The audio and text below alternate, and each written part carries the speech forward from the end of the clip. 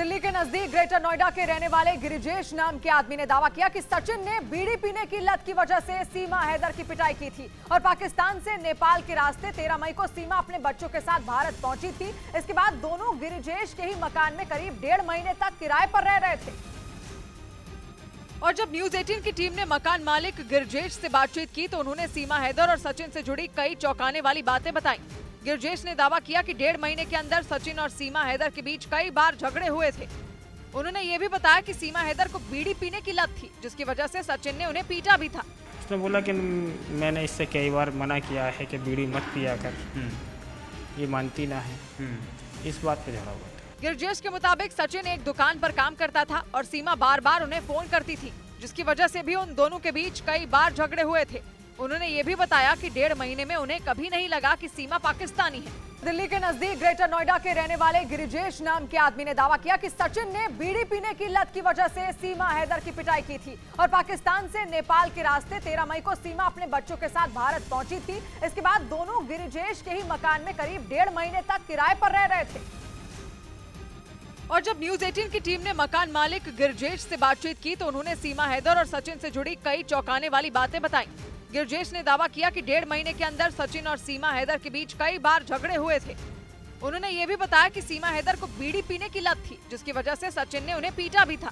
उसने बोला कि मैंने इससे कई बार मना किया है कि बीड़ी मत पिया कर, ये मानती ना है, इस बात पे झगड़ा हुआ था। गिरिजेश के मुताबिक सचिन एक दुकान पर काम करता था और सीमा बार बार उन्हें फोन करती थी, जिसकी वजह से भी उन दोनों के बीच कई बार झगड़े हुए थे। उन्होंने ये भी बताया कि 1.5 महीने में उन्हें कभी नहीं लगा कि सीमा पाकिस्तानी है। दिल्ली के नजदीक ग्रेटर नोएडा के रहने वाले गिरिजेश नाम के आदमी ने दावा किया कि सचिन ने बीड़ी पीने की लत की वजह से सीमा हैदर की पिटाई की थी और पाकिस्तान से नेपाल के रास्ते 13 मई को सीमा अपने बच्चों के साथ भारत पहुंची थी। इसके बाद दोनों गिरिजेश के ही मकान में करीब 1.5 महीने तक किराए पर रह रहे थे। और जब न्यूज 18 की टीम ने मकान मालिक गिरिजेश से बातचीत की तो उन्होंने सीमा हैदर और सचिन से जुड़ी कई चौंकाने वाली बातें बताई। गिरिजेश ने दावा किया कि 1.5 महीने के अंदर सचिन और सीमा हैदर के बीच कई बार झगड़े हुए थे। उन्होंने ये भी बताया कि सीमा हैदर को बीड़ी पीने की लत थी, जिसकी वजह से सचिन ने उन्हें पीटा भी था।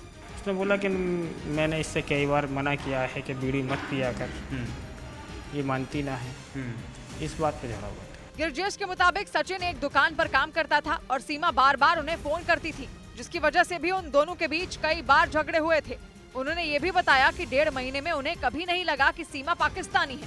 दिल्ली के नजदीक ग्रेटर नोएडा के रहने वाले गिरिजेश नाम के आदमी ने दावा किया कि सचिन ने बीड़ी पीने की लत की वजह से सीमा हैदर की पिटाई की थी और पाकिस्तान से नेपाल के रास्ते 13 मई को सीमा अपने बच्चों के साथ भारत पहुंची थी। इसके बाद दोनों गिरिजेश के ही मकान में करीब 1.5 महीने तक किराए पर रह रहे थे।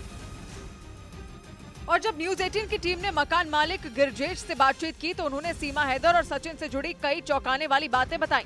गिरिजेश ने दावा किया कि 1.5 महीने के अंदर सचिन और सीमा हैदर के बीच कई बार झगड़े हुए थे। उन्होंने ये भी बताया कि सीमा हैदर को बीड़ी पीने की लत थी, जिसकी वजह से सचिन ने उन्हें पीटा भी था।